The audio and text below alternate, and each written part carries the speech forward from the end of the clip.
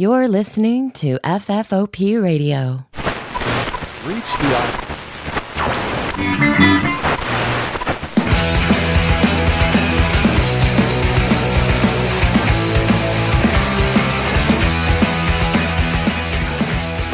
Hey everybody, and welcome to the show. My name is Dave, and this, I guess, is an episode of Everything Everywhere.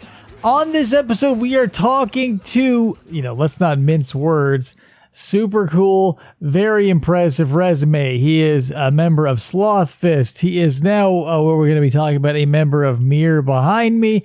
You know him, he's been on this show before. It's Marc Maxey. Hey Mark, how you doing? I'm doing well. Thanks for having me back. Hey man, it's always a pleasure. Of course, in studio over there, we got Krista over there. I am over here on the chair. Hey, Krista. Hi. So let's dive right into it via Sloth Fist, because I know you guys have been doing some live performances. How is that feeling?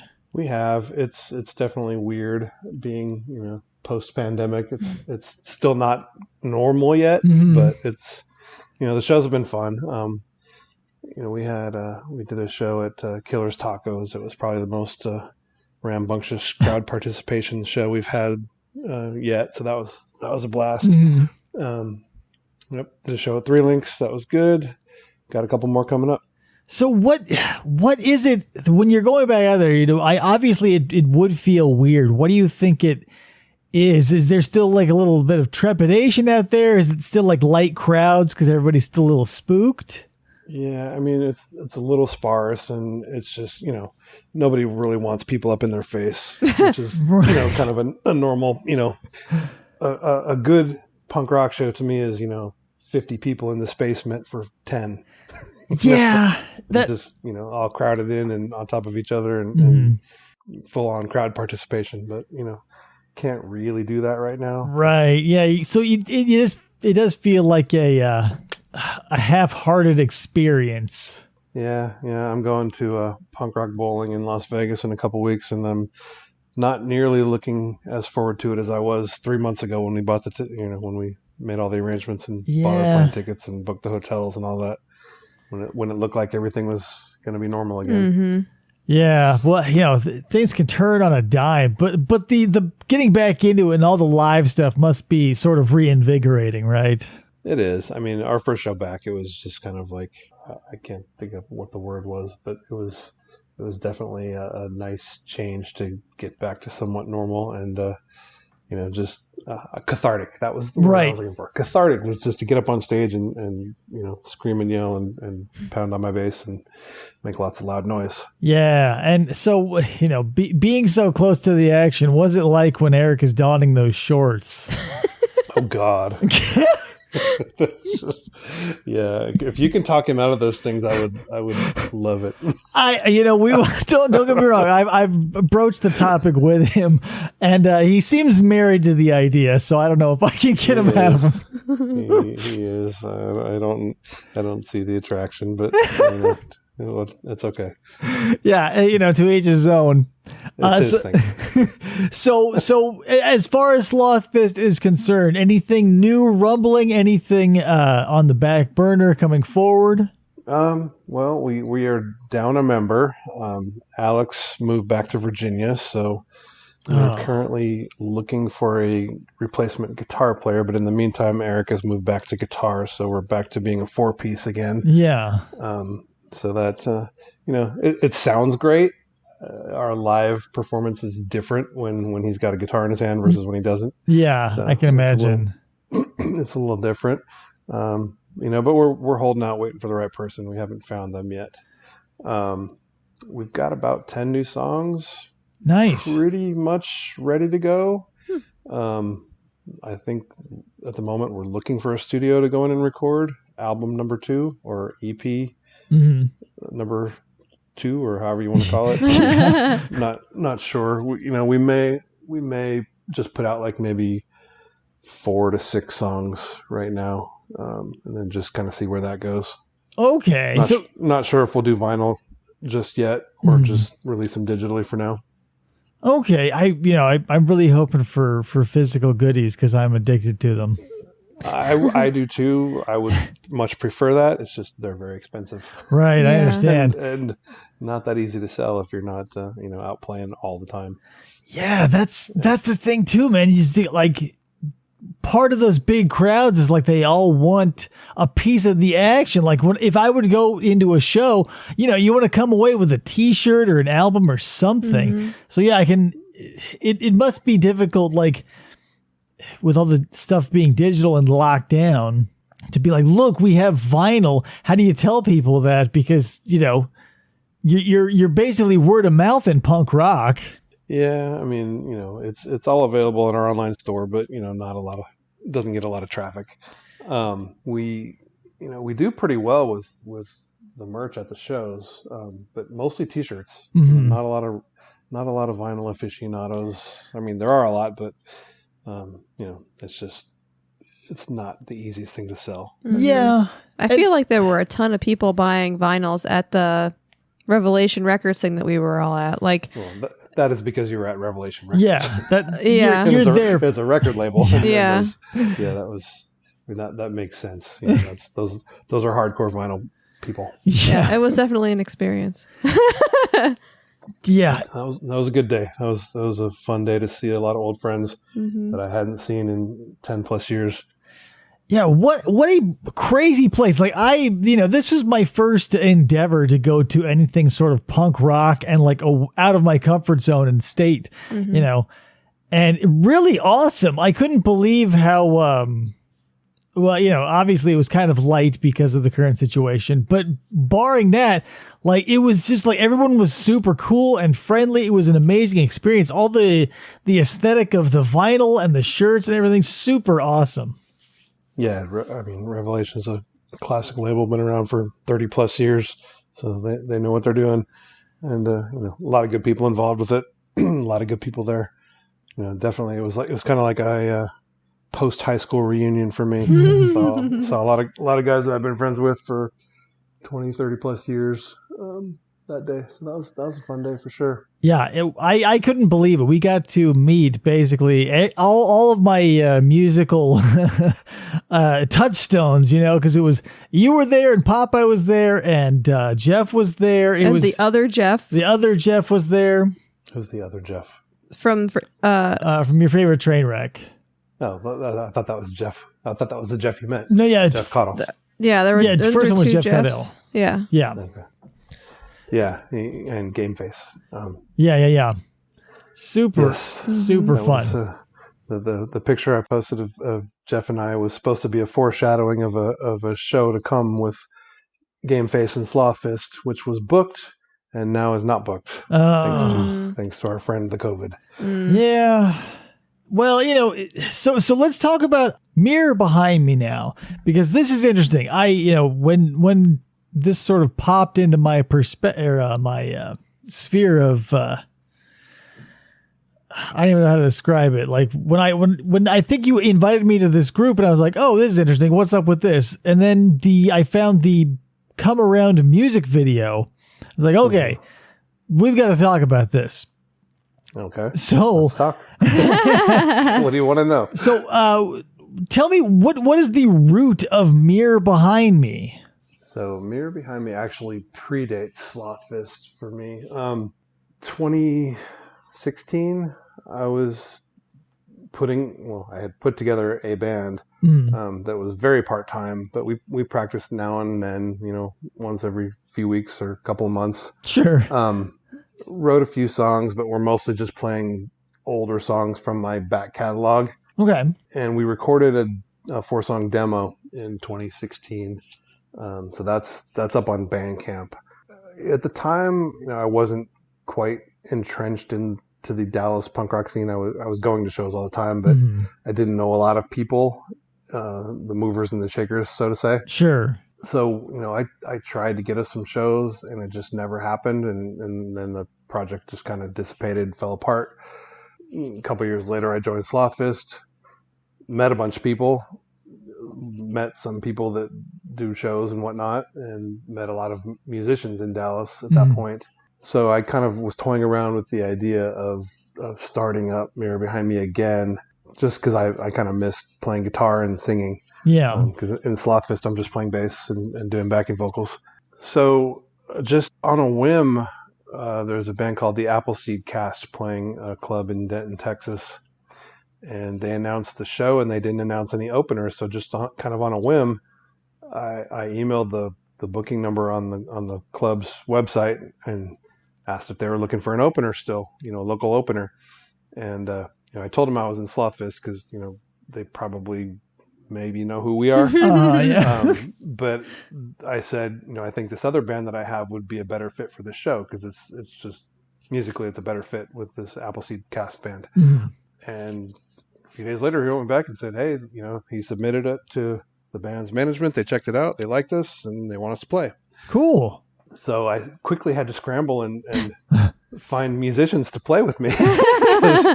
I started with the guys that played on the demo, and Marco, the bass player, he was in. John, the drummer, he said he didn't really have time to do it. And Lee, our guitar player, actually lived in Houston at the time of recording the demos, a friend of mine. And he has since moved to Corpus Christi, Texas, which is like another 3 or 4 hours away. Mm-hmm. So he's 9 hours away. So he's not part of the picture. Right. So I got Matt, our guitar player from Sloth Fist, is also a drummer. So he's going to drum for Mirror Behind Me. Oh. And then I got my friend Chris, who I had previously played with in a band that never got off the ground, to play guitar. So I filled out the lineup. We've practiced 2 or 3 times so far. It's coming together. Very nice. Got our first show here in about 3 weeks, and we'll see where it goes from there. So, cool, yeah. what's the story behind the name Mirror Behind Me? Mirror Behind Me comes from a song. It's part of the lyrics of a song by a band called Dag Nasty, who is probably my favorite band of all time. They have a song that says, "I try to look the other way, but there is a mirror behind me." So in other words, you're trying to avoid something and you can't. It comes back no matter what you do. Yeah. Okay. Gotcha. So that's where I pulled that name from. I thought it was a clever name. It is. So now let's talk about the video for a minute because correct me if I'm wrong, but your son shot and edited it. Yes, I have 2 sons that are in the film production business, and my middle son Noah he was in his senior year of college in 2019, I think, when we did that video. So he was going to film school, and as one of his projects in his senior year, he wanted to do a video, and he's asked if we could do one of my songs. I said, sure, why don't we do Come Around? So it was always just one of my favorite Mirror Behind Me songs, which actually predates Mirror Behind Me, but we recorded it with Mirror Behind Me. Yeah. So, at the time, like I said, that demo was recorded in 2016. This was 2019, so I didn't really have a band. So I just flew out to LA where he was going to school, and we did the video with just me. And then he took a ton of old home videos. From our collection and weaved those into the video, which I thought was pretty good. I mean, Yeah, it was super cool. I think it's a good video. It definitely made me a little emotional the first time I watched it. Oh yeah. It's obviously very personal for me. It's my family. Yeah, I'm surprised it's you sat on it for that long because you're saying this is 2019, so that was. Wow. 3 years ago. Yeah. I mean, so now moving forward, if the show goes well and all the pieces sort of fall into place, is there sort of a loose plan for Mirror Behind Me? Like, are we going to do something serious or is this going to be like a jam band sort of affair? It's hard to say. I think it all depends on how this show goes and if anybody cares. And, I like it. I think it's fun to play. I don't know if the other guys that are doing it with me are going to want to be in it for the long haul or if they're just, they want to play this one show. As of right now, we're approaching it as if this is a one-off deal. Right. We're going to play this show and just see how it goes. I hope it turns into something more. That'd be fun. Yeah. I like playing guitar. I like singing. we have a band rehearsal room that has plenty of open nights every week. There's definitely the opportunity there. And I'm sure if it does go well, I can probably get us some more shows at this point. Then I guess the next step would be to write some more songs. Yeah. There's not a lot of new material at this point. It's all just stuff that was recorded in 2016 and before. That's interesting. So what do you, as the front man of Mirror Behind Me, you're the driving force of the lyrics and the melody. Is that more or less or just different fulfilling wise as like doing backup vocals and bass? Like, do you like being front and center more or being the driving force of the melody more? You know what I mean? I like singing. I like being up front. I'm as much of an introvert as I am. I'm an extrovert on stage. So I like being part of the attention on, I probably drive Eric crazy because I talk too much on stage during Sloth Fist. He'd rather be the one talking up there.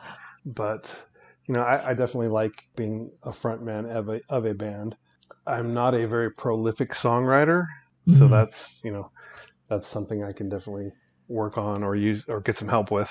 Well, from the other guys in the band. It's interesting to me that you you consider yourself an introvert, and I've noticed that in punk rock more than any other genre I've looked into is like their frontman and band members more often than not are introverts that really go wild on stage. Well, it's an outlet, right? I mean, yeah, that's the one place that you're allowed to let your freak flag fly. The expression is. Yeah, I mean, I work a corporate job. I have people that work for me that would probably be shocked if they saw me on stage, and I have a couple that have seen me. But it's definitely an outlet for to let your aggressions and your emotions just kind of fly when you can't do that any other time. It's so like maybe because punk and like it's close cousins like straight edge and all the hardcore crowd. Like it's a very expressive and emotional genre and family. So I can see where it would really appeal to people from, normal quote unquote society to just be like, yeah, this is going to be me cranked up to 11. Mm-hmm. Yeah, it's definitely a place where I can share my views that I maybe can't share any other time, or, I can, write lyrics and kind of express some emotions that I, maybe wouldn't express otherwise. Yeah. Also, I think when you are writing a song, oftentimes the message is going to be hidden in metaphors, and 9 out of every 10 people aren't going to look past the metaphor. So you can be up there singing your guts out about some deeper thing, but you're sort of protected by the lyrics in this case. So you get to scream and get it all out, but there's always plausible deniability because you want that safety net, kind of. True. I mean, I'm not the most like straightforward lyric writer. I'm not going to get up there and just be blatantly obvious about what I'm singing about. It's more kind of couched in right vagueness, I guess. Yeah, you're more of a mysterious, aloof, sort of ethereal lyricist, which is incredible when juxtaposed to Eric, who is basically as straightforward and blunt as humanly possible. Yeah, well, I'm trying to think of examples where that wouldn't be the case, but I can't think of any off the top of my head, so maybe you're right. Yeah, I mean, don't get me wrong, I love Sloth Fist, and I love Mothman Is Real, and, he is upfront and he tells a story, don't get me wrong, but there's not a lot of nuance. When we come to Mirror Behind Me, you are definitely more of a storyteller with a painter of words instead of using your words as a hammer. It's more of an artistic flourish. Yeah, my lyrics are certainly more like personal, more about personal experience and thoughts and feelings and things that I've had, versus like just telling a story or being funny. Yeah, and that's what makes you is you've got access to that, whereas some people, a lot of people disregard that side of themselves and just tell stories, which is fine. But I feel for real punk rock, if you're going to get like down to the nitty gritty, it is almost always based on either a gut feeling or an emotion, or it's that anarchy sort of state. Right, but it is a lot easier to write those types of lyrics when you're 19 years old, and, for sure, and trying to figure out life, and moving out of your parents' house, and trying to become an adult and be on your own, and struggling with relationships and trying to find a relationship or whatever, versus being a 35 or 45-year-old happily married man. Yeah, with, right. Nothing much to write about. It's a weird thing, because the more you develop, the less you want to express. You know what I mean? Yeah, I mean, one of the newest, or the newest song we wrote for Mirror Behind Me was more about like the experience of career changing thing, and moving, uprooting your family and moving somewhere else, and it's like that's not punk rock anymore. It's just just I'm writing about life, but I think that's what I know at this point. But that's part of the experience. If you stay in a genre long enough, you will eventually mellow out and become a singer-songwriter type. Like, it's only natural, because I'm punk... just not that good at acoustic guitar. So you got time. You could. I need the noise, and I need drums behind me, and I need loud distortion to cover up my guitar flaws. So that's why I still play punk rock. Yeah, punk rock comes from a very specific place, and when you move out of it, it is kind of difficult to reproduce. Yeah, I mean, if you're, I tried going the singer-songwriter route for a while, back in the 90s. I was trying to do some acoustic stuff, and I just wasn't that good at it. I like being loud. I like being able to get up there and just scream at the top of my lungs and flail away at the guitar, Well, what if, and who hasn't maybe thought of this? Like, I feel like there's nothing barring a singer-songwriter from just being a singer-songwriter of punk songs. Like, have that energy and that aesthetic, you know what I mean? The feel, the drums, the bass, everything that is the bones of the melody of punk rock, but just have songs about, whatever a singer-songwriter, which is you, so it's just experience. Or is that taboo? Right, yeah, and no, it's just I have trouble coming up with song topics these days to write about. So if you give me a topic, I'll write a song about it. But I have trouble thinking of stuff at this point. I don't know. I'm just not a prolific guy. Whereas, I have a friend up in Chicago. He's in like 4 bands, and I swear to God, he must write 10 songs a month. Now, I don't know how he does it. So then let me ask you this. When you do write a song, is it just something that ignites in you suddenly, or is it something you just sit down and decide, I'm ready to write a song, and you hammer it out like that? No, if I think of some lyrics, I've got this, notes file on my phone where I just, if I think of a clever line or something that I think would go well in a song, I just write it down, and then eventually if I have a new piece of music, I'll try to add words to it. And so I'll pull open the file and pick a couple of lines out that I think might go together, and then try to build a song around that. Try to put a melody. I don't know. I work backwards from a lot of people. A lot of people will come up with a melody first and then put words to it. Mm-hmm. I tend to write the words first and then try to figure out how to sing them to where they sound good. Okay, yeah, because it's important to do it both ways. I can see how everybody needs to do it their own way.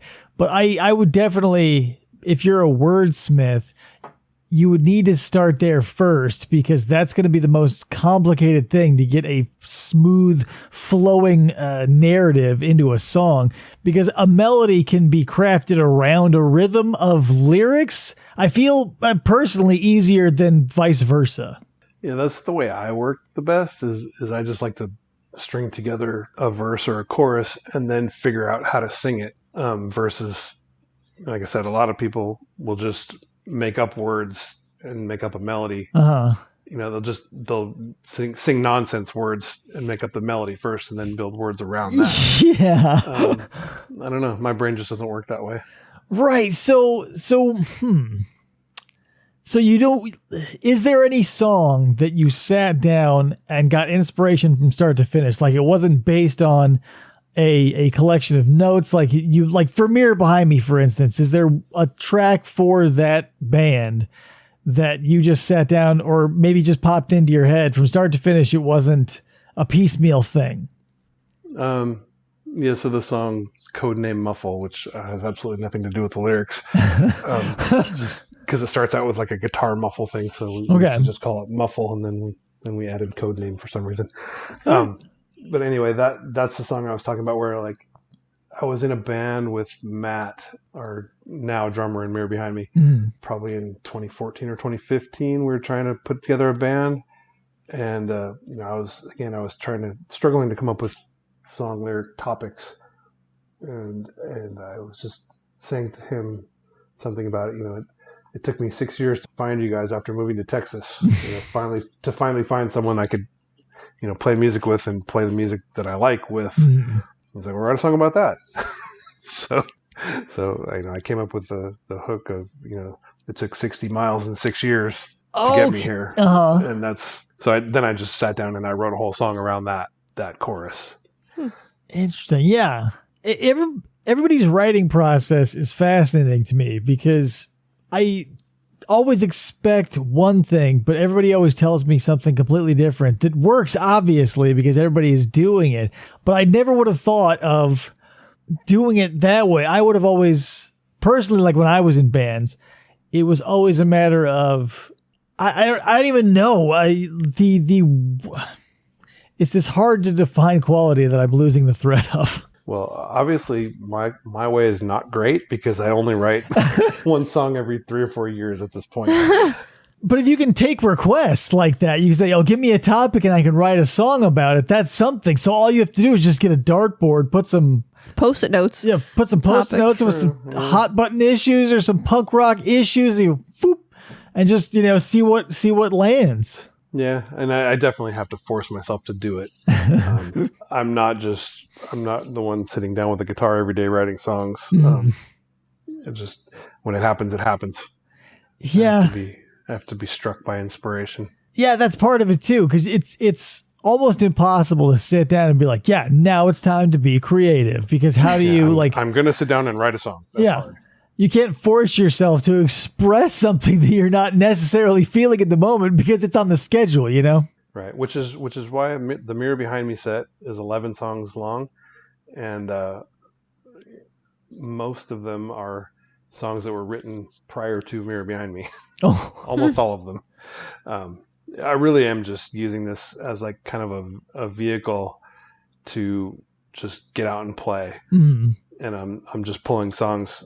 I'm almost doing like a quote unquote Marc Maxey greatest hits set. Okay. So I'm playing songs from my first band, Justice League. I'm playing a song from my second band, Paul and Art. I'm playing a couple of songs actually from a friend's band that I was kind of involved with back in the day. Played a couple of shows with them. I'm pulling songs from everywhere. We're doing a Cure cover, so that'll be fun. That, punk rock is the only, one of the only forms of music that is so perfectly represented visually by its consumers. Like when you see someone really into hardcore punk rock, like it is just patches and just a vest of this, that, and the other thing. And that's what I love about it. And that's like what you're doing now is like pulling from here, pulling from here, pulling from here, and cobbling together something because of the love of the art itself, not necessarily for the vanity of the band or the fact that you're the lead man or whatever. Yeah, I mean, it's not like we're going to become rock stars at this point. We're just doing it because, I want to play a show. So we're playing on a Wednesday night in Denton, Texas. Yeah, who knows if anyone's going to be there. Well, that you have to just keep at it. That's what passion is there for. You're not necessarily, and especially punk rock. Like, you dudes do it to do it. And that's why it's got such a diehard fan. Like, pop fans, they move from band to band to band to band to band. Or, if you're stuck on a genre, I can't, like, maybe think of it like this. If you're a sports fan, punk rock fans are like Raiders fans. You know what I mean? Okay. That hurts. Yeah, I mean, obviously I just do it because I can't stop. I mean, I'm sure I have much better things that I could be doing with my time, or at least, maybe more productive. I don't know. But, I play music because I can't help it. And there's a lot of guys my age or close to my age that are the same way now. It's like, okay, we've already, we're 20 years beyond the point of where we were trying to make it a career. Now it's literally just fun. But yet it's fun, but there's still a desire to make it whatever it can be. Right. You know what I mean? I don't want to play to 10 people. I'd much rather play to 200. So, I'm going to try to do that and make that happen. I'm always going to try to make it the best it can be and have somewhat of a presentable show and try to gain quote unquote fans. I think that's just in your blood, right? Like, cause let's take, for example, two bands, the Rolling Stones and like Kiss, right? Okay. No reason for either of them to still be doing shows, to still be out and about and doing it. I think no matter what you want to say about the content that they produce, the fact that they want to still get up and do live shows because there's no reason to. That's true. I mean, yeah, they've got tens of millions of Right. dollars in the bank, so why do they need another $500,000 for this show or $1 million for this show? It doesn't really matter at this point, but they still can't give it up. And it's the same way for a musician at any level. It's you get that rush when you're on stage. There's this, again, cathartic feeling when you're up there where you're just letting it go. Yeah. And there's a rush that I can't get any other way. I like playing music by myself, but not very much. Yeah. I like rehearsing, but not very much. I like recording, but not very much. Okay. But I love being on stage. Yeah, there's something about a live presence and an interaction with an audience that is a world apart from the recorded experience, the practicing, every other aspect of the beast, if you will. Yeah, and even if I only get to do it 30 minutes every other month, that's enough to keep me satisfied. I like that 30 minutes on stage. That's my solace. Yeah, I totally get you, because this show, and to some extent also the live thing that I do, like, sort of, I'm not going to say it's like a rush, but it is definitely an experience where you're on and that you're performing to someone and or something. It's not all in vain. It may not be all at once, or it may not be a huge audience, but the active engagement is maybe that's the key. Yeah, I mean, even the live stream we did in Sloth Fist, I mean, we're playing to a camera, and even that was a blast. I mean, it did help that we had 5 or 6 people in the room, so that we were actually playing to them. But it was basically we were playing to cameras, and even that, just knowing that there's people on the other end of that camera. Yeah. Looking, especially since it was live. But even if it weren't live, I think just filming something, knowing that someone's going to watch it at some point, there's still that little bit of a rush there. Yeah, but it's not the same as a live audience in the room. No, yeah. There's an energy and a magnetism and an electricity that a crowd, no matter how big, produces. Yep. Well, I'm just hoping that we can all someday get over this disease we have right now and get back to big crowds and not having to worry about all the protocol. Yeah, I have no doubts that is going to happen. It's just a matter of time. But when that dam does break, though, holy shit. Can you imagine, like, everybody who's been even remotely playing it safe will be letting it all hang out. So I don't want to put on my Swami hat and looking at my crystal ball, but shows will start getting blown out. But it's just a matter of when. I mean, and it was the wheels were set in motion 3 months ago as everybody started booking tours. Yeah. And now 20% of those people that booked them are pulling out.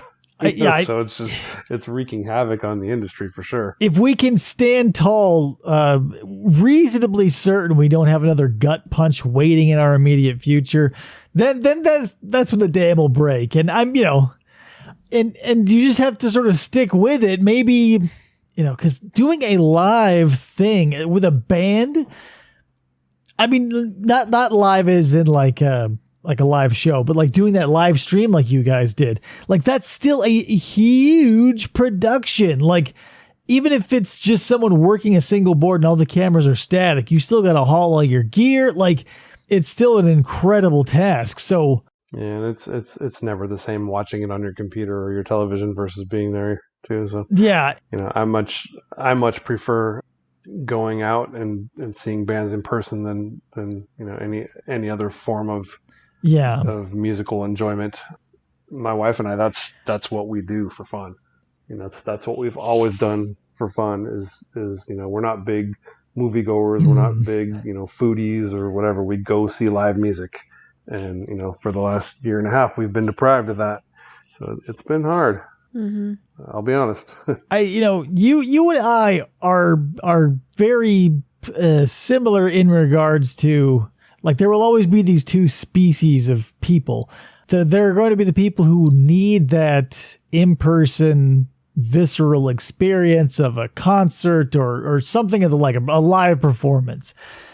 And they are a close cousin to the person who will always love a piece of physical media, like buying a record, like having a tape or getting a CD or whatever. Getting something to hold in your hands. Yeah. Versus streaming or downloading. Yep. Yeah. Getting a downloaded something versus a physical something. Obviously, now you're just warehousing a piece of physical media. But like, it's a connection to the thing that you like. Yeah, and that's the thing is when you were a kid, at least when I was a kid, you'd buy a record and you wouldn't just listen to it in the background. You'd immerse yourself in that record. Mm-hmm. You put it on, you stare at the artwork, you look at the pictures, you read the liner notes, you read the lyrics. It's all one experience. You read the thank you list. That thank you list tells you which other bands that you might want to check out. You didn't have an algorithm on Spotify suggesting bands to you. You had to read the thanks list. It was like the what am I going to liken it to? Like with photography, one of the things I talk about a lot, it's the ritual, because anyone can pull up their smartphone and just hit a touch screen and bam, you take a photo. But there will always be that group of people who want to turn some dials and push some buttons and mess with some lenses and yada, yada, yada. Yeah, I actually was listening to a podcast the other day that had a photographer on there. She was like a kind of a famous punk rock photographer in the 80s. Mm-hmm. And she was saying that recently, she went to go shoot a show and, she doesn't do it much anymore, but she took her camera. And then she said, just for comparison's sake, she took some pictures with her iPhone, and they were basically just as good a quality as her, professional 35 millimeter camera. So it's that's almost kind of sad. It's like it's taken the professionalism out of it. But it was sort of inevitable because like the art of photography. And the ritual, and this extends to music and every other hobby too. It exists for itself. It exists for enjoyment. So you can cut corners. Like you can listen to crappy pop music if you want to throw something on in the background to drown out your dull thoughts. Or you can check in and enjoy the ritual of everything you just described, buying the album and the whole ride. Yeah, I wish I did more of that these days where I'm actually listening to vinyl and just kind of immersing myself into it. Unfortunately, I just never seem to force myself to make time, to sit down and listen to a whole album. Yeah. Usually I'm just listening to music in my car or, yeah. We become a culture where we're moving a lot faster. So we're not affording ourselves these times to do these rituals anymore. That's part of it too, is the faster things move, if something is slow and you're used to because vinyl to me that's where I get hung up, is it is a time intensive, also labor intensive way to experience music. It is. You got to find the record. You got to pull it out. You got to take it out of the sleeve. You got to put it on the turntable. You got to lift the needle. There's a lot of work there. Yeah. And that's, for me, that is a barrier that is too high for entry. I would rather, because I came up when tapes were dying and CDs were firmly hovering over the grave with a shovel. Right. So it was ease of access. And even now, the idea of getting a disc and finding a player and having to be stuck in one place, seems appalling to, I'm sure, everybody listening who grew up in an age where MP3s were the norm. Mm-hmm. Right. And headphones. I mean, how many people never listen to music out loud anymore? And they only listen with headphones. I mean, I don't think my youngest son has probably ever listened to music on speakers. Literally. I absolutely have zero idea what kind of music he listens to because he's never let me listen to it. It's always on headphones.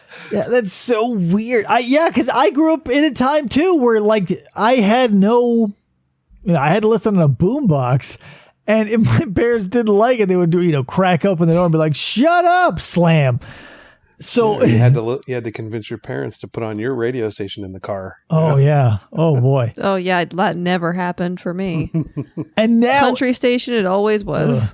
But now you get to dive into now you get to dive into literally anything you want, wherever you are. Yeah, I ask our little Amazon lady to just play 90s alternative and grunge station. Right. And so we dance around the house. Me and Elliot will dance around the house to 90s music. And it's like I don't need headphones for that, but I rarely wear headphones anymore. Anyway, when I was younger, I used to a lot because country music, and I had a Walkman. So you can escape. Gotcha. Yeah, that was the thing. It was so much more of a challenge to escape when you were tied to physical media because you had to have a tape. I almost had an album ruined for me. I was listening to No Doubt Tragic Kingdom on cassette and the batteries were running low, and so it was warping the sound of the tape because the motor was going and I was like, oh my God. And it just happened at a terrible time for me. Don't let it eat the tape. Yeah. I was like, oh God, because I was sort of dozing obviously I was in the passenger seat of my mom's minivan as God knows whatever was on because I wasn't listening to it. And I was like, whoa. So yeah, physical media had some trials and tribulations with it too. Talk about a band with energy back in the late 80s, early 90s. I used to love going to see No Doubt back then. They would play all over Southern California back before they got big. They were fun. They're a great example of that sort of progression where they started out as a completely different animal to what Gwen Stefani, evolved into, literally a caterpillar to butterfly or tadpole to bullfrog, however you want to say it. Tragic Kingdom was maybe their third season TV series, pinnacle of hey, this is pretty good. They got the horns. It still got sort of a punk rock SoCal attitude. Mm-hmm. And it was like, whoa, what the hell? Yeah, it's very. And she went bananas. It's very odd to me that a band that I used to go see all the time when I was 19, 20 years old, my 74-year-old mother now knows who Gwen Stefani is. But that's what happens to people who make it big or whatever. It's a matter of hey, we like your sound. Come work for us and we're big. And then they say, well, now you got to follow trends. And so the whatever it was that pulled them into the machine is now bred out of them, and now they have to be like everybody else. Mm-hmm. That's why I think punk rock is the more authentic genre than most. Yeah, I'm sure when you get to their level, you can do whatever you want, though, too. If you really wanted to. Once you get there.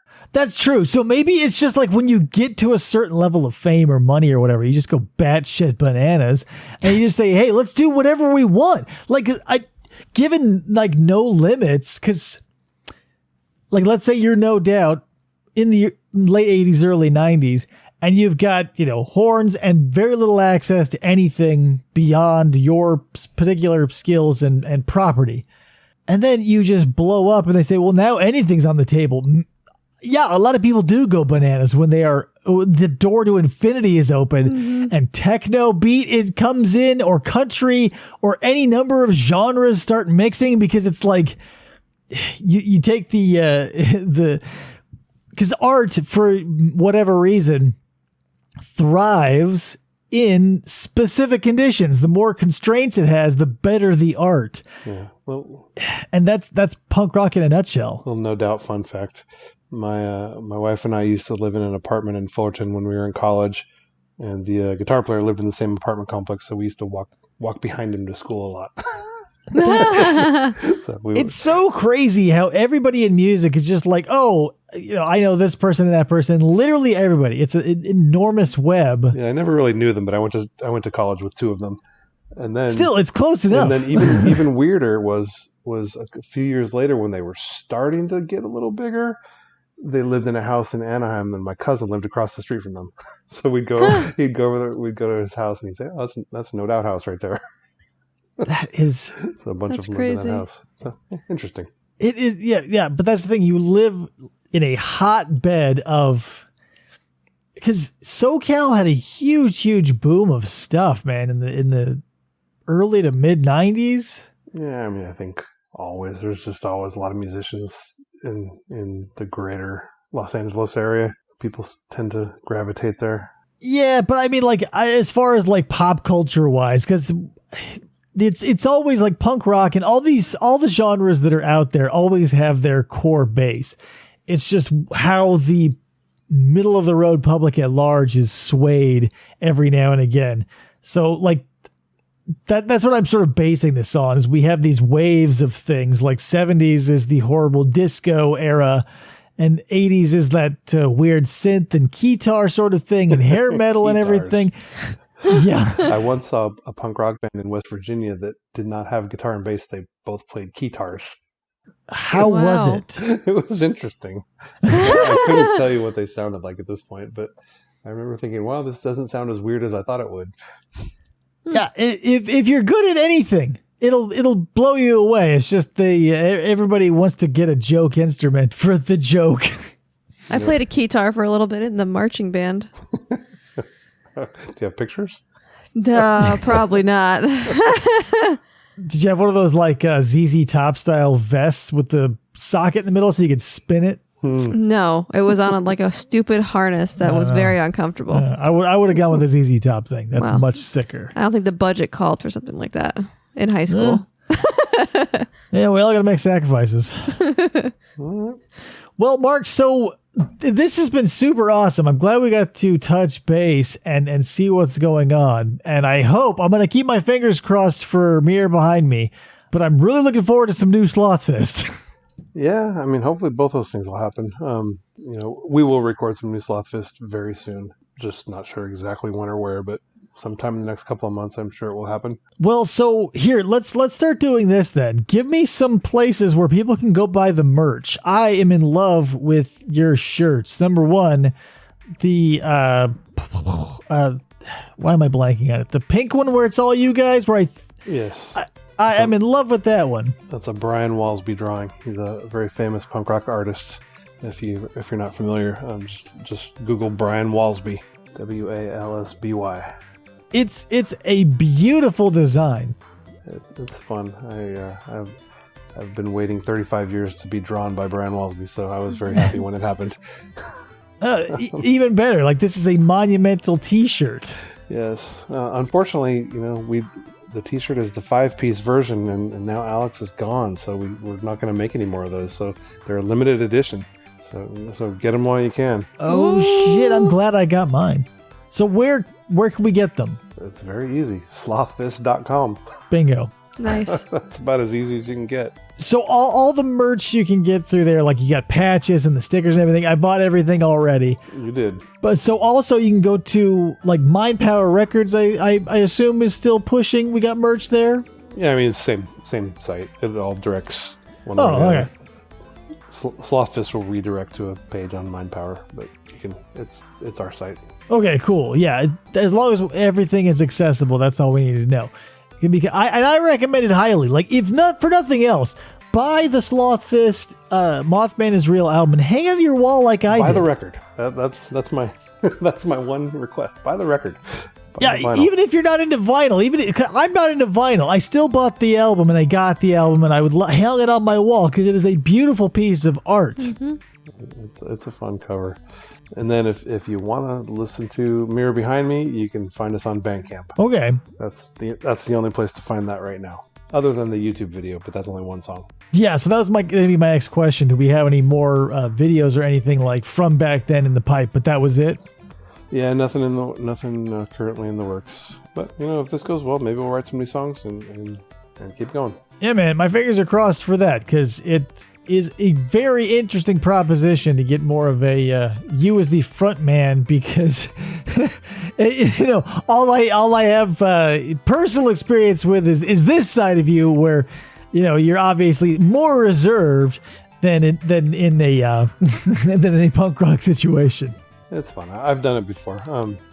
Back in the day, I was the 4th lead singer for my original band, Justice League. We had 3 singers before me, and I ended up being the one that broke up the band. What was it?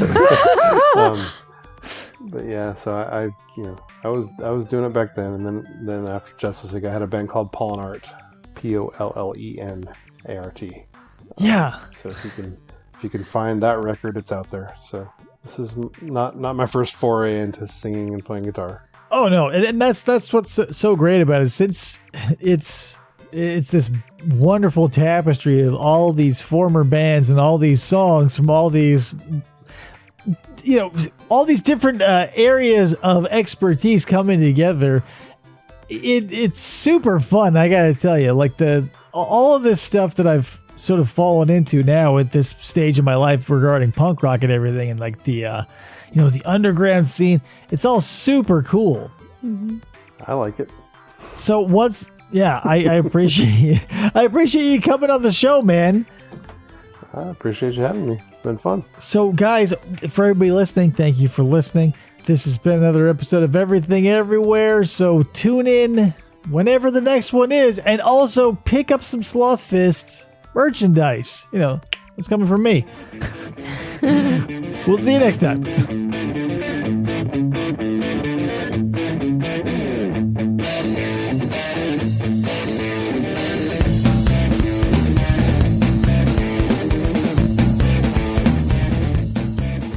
Or they try to